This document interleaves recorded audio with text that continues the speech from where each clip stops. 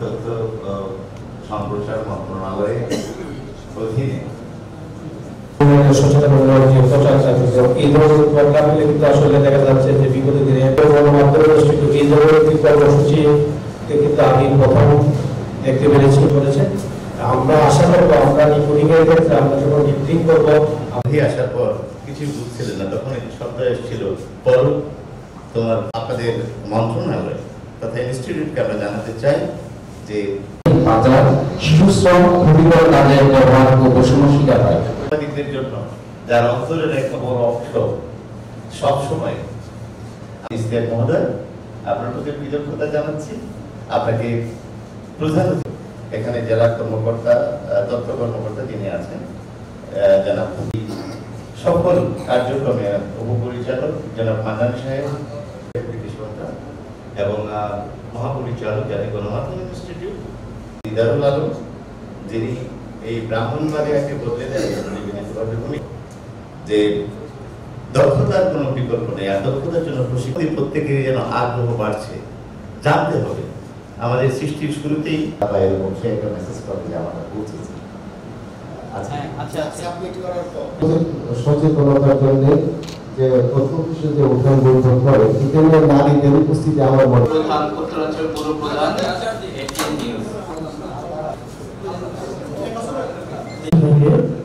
এবং বেসিক্যালি আমরা DSO operation কাছে বেশি যে নিউজ করেছিল সেই নিউজের ফলে তার যে পুরস্কৃতভাবে সরকার তখন তাকে অস্ট্রেলিয়াতে পাঠিয়েছিলেন এবং পরবর্তী টাকার কথা না।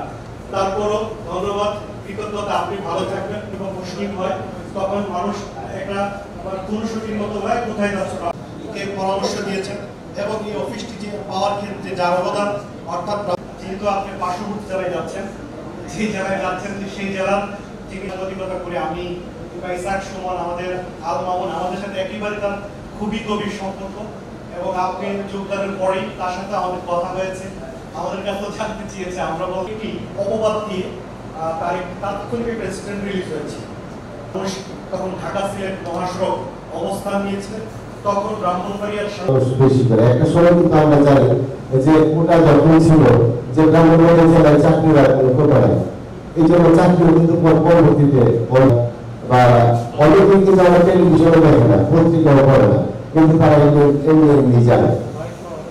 আমি আমার ব্যক্তিগত যে বিষয়গুলো আছে যে আমি যে 12-13 জনের কাছে গিয়েছি, এই যে উত্তরগুলো দেওয়া হয়েছে এই উত্তরগুলোর মধ্য থেকে কিন্তু আমরা যেমন তথ্য সংগ্রহ করতে পারছি, ঠিক যিনি এখানে উত্তর দিচ্ছে সকালে খাইতে বললো ওষুধ না বিকালে খাইতে বললো, তখন কি একটু শুরু থেকে একটা ধাক্কা লাগে কি ডাক্তারটাই পছন্দ করে কি ওষুধ লিখে দিল।